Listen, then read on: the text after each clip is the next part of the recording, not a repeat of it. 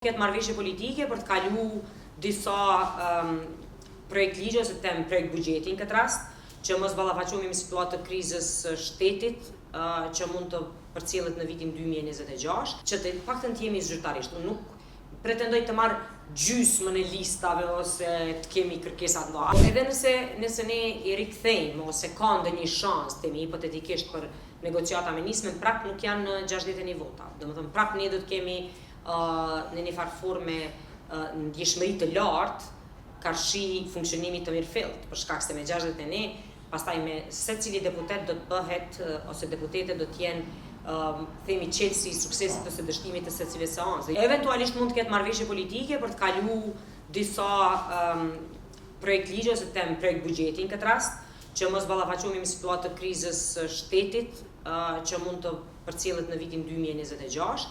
Apo edhe ndonjë projekt ligj apo marrëveshje ndërkombëtare e cila lidhet me fondet e Bashkimit Evropian. Që i bie që mund të ketë një qeveri, po them prap hipotetikisht, po e flas pa ndonjë argumentim real të shansave tashmë të formohet, por nëse vendoset interesi i shtetit, përpara mund të jetë një marrëveshje e përgjithshme. Frymën se e ka prezantuar LDK, po të ketë një grupim parlamentar, se nuk ka nevojë gjitha partitë të jenë bashkë. Nuk po flas me atë idenë e qeverisë tranzicionit, që se është qeveria në detyrë tash.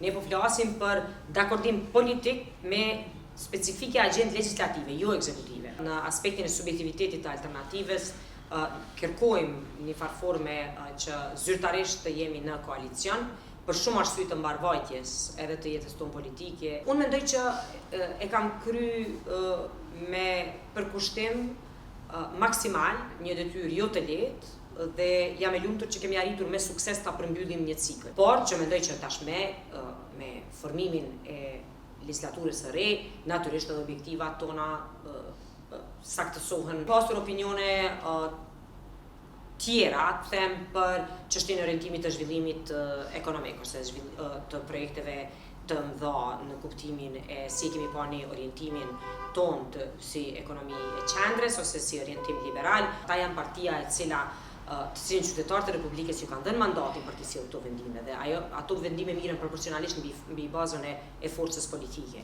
Por e kërkoj që në të ardhmen e afërt, ato që e kam deklaruar publikisht, që të paktën të jemi zyrtarisht. Unë nuk pretendoj të marr gjysmën e listave ose të kemi kërkesa të mëdha. As nuk kemi pas asnjëherë deri më tash kushtëzime në nivel të posteve.